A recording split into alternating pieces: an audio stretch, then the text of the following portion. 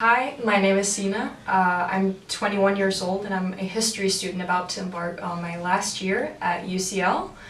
And here in Denmark, I grew up in Copenhagen and I studied at Johannes Gymnasium. Yeah, that's me. Yeah, my name is Marie. I'm 21 as well, and I'm entering into my second year at the University of Glasgow studying English literature and film and TV as a joint. And I also grew up in the suburbs in Virum outside of Copenhagen and went to Virum Gymnasium.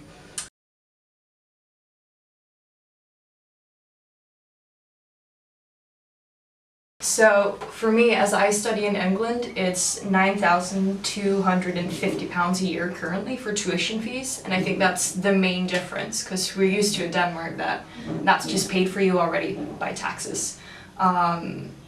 But yeah, that's the main difference, and I can talk a bit later about studying in London specifically, what that does for you. But. Well, it's definitely the biggest expense in terms of like differences, and I mean it's a lot cheaper for me in Scotland, and during EU rules it was still free as in Copenhagen, but it isn't anymore, but it's significantly lower. I think it's only £1,800 approximately to study in Scotland, so it's cheaper, but it's still the biggest financial difference.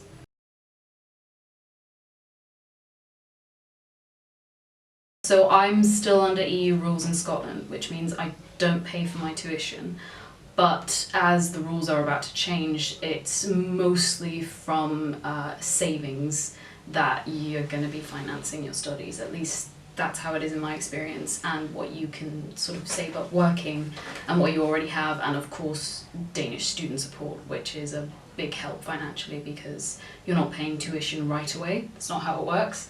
That's the main misconception, that I feel like people think you have to like do a bank transfer of, you know, a huge amount at the start. You don't. So yeah, but it's mostly saving. For me as well, I have the English student loan service that covers my tuition fees every year. I think it's a very reasonable loan, even more reasonable than if I took some from ISU back here at home. So that's what I'm using currently. That'll pass as well with the new rules coming in, but there's lots of other ways that you can still function. So what I did in high school is that I had 1.5 years of ISU that I just put aside on my savings account because I knew already that I would probably be going abroad and that I'd only have 4 years of ISU instead of, you know, multiple. So I was saving up on that, and then at the same time I was working quite a lot of hours at a part-time job in all throughout high school. So even though I didn't have a gap year, I just moved on to London and I still had quite a bit of savings with me from both ISU and in what I've done throughout high school.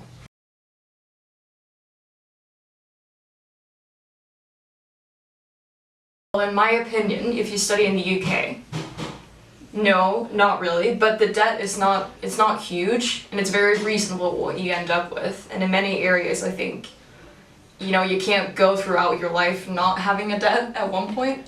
It's never going to be as big as probably, you know, other countries in the world if you're a student, but definitely it's you know, within your reach.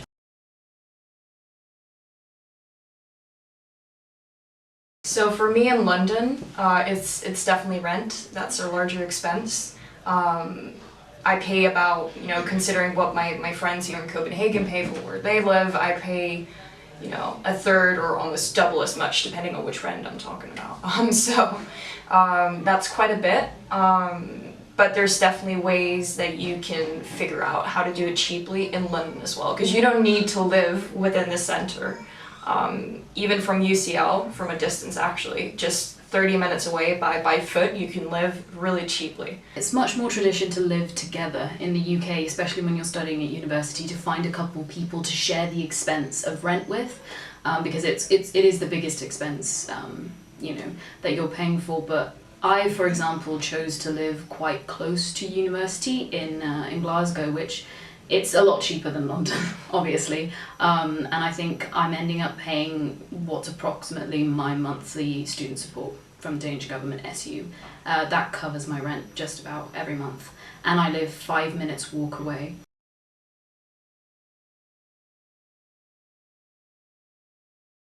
it's not limiting. I don't think actually that it's very different from like if you were to study here in Copenhagen or in any other place in Denmark, that you just have to sort of be a little bit fiscally responsible with, you know, are you getting like a you know, expensive coffee every single day, things like that. But definitely I don't feel limited. Also because, you know, there's a lot of deals that you can take advantage of as a student. Like there's so much if you just go looking for it.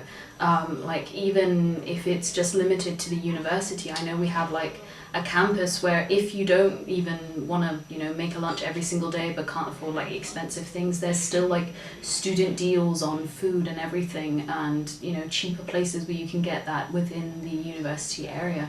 So it's always easier to sort of just plan a little bit about what you're going to be spending your money on, like on a day-to-day basis.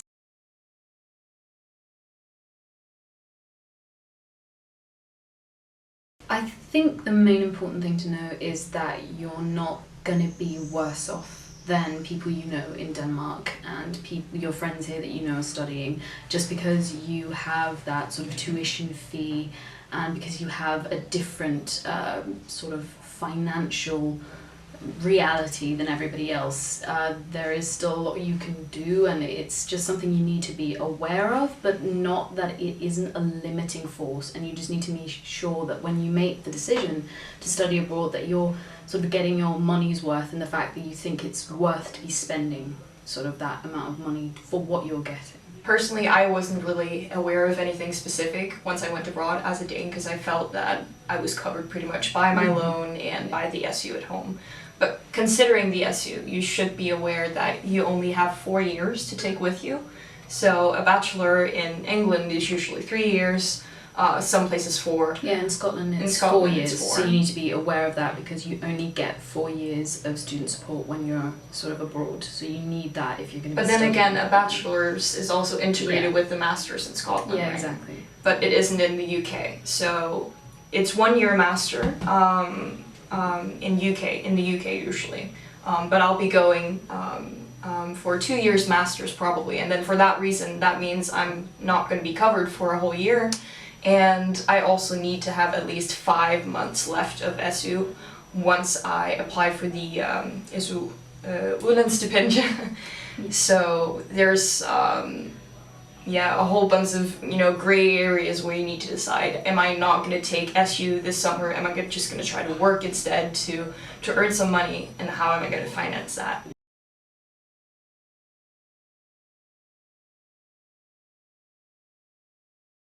For me personally, I think, you know, studying in the UK, you're only studying maybe from October to April, and then there's exam seasons. Usually you're not studying a whole lot, especially not compared to people here at home.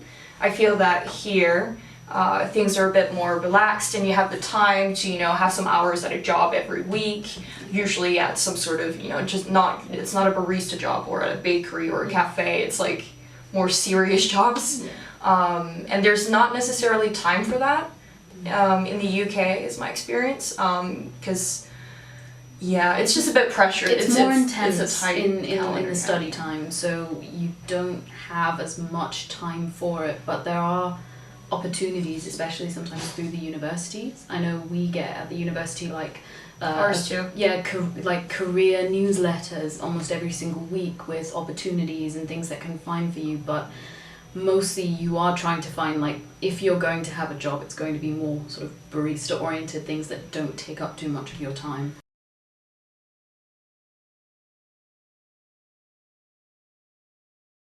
Just go ahead and do it. I think the main thing you should just do is sit down, get your application done, send it out, and if you're accepted into a uni, that's great, and then you'll have to start focusing on what you'll do about your financing then.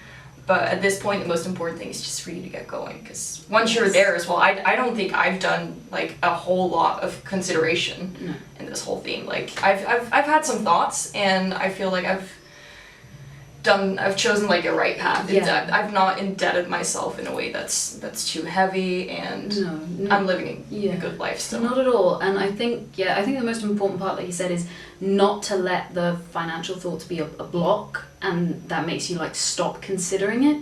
Just do it, and things will work out mostly. Like, we are Consider very it an well investment. advantaged. Yeah, it is an investment, and it's a, you know, at least from my experience so far, it's an investment that pays off like a lot. And if it's what you know you want to do, it's worth spending the money doing it. And I think also just a good tip is just to take your time. At least, like, some people will want to, you know, or just, you know, make the decision and go ahead, but most of people here in Scandinavia and stuff like that take a gap year.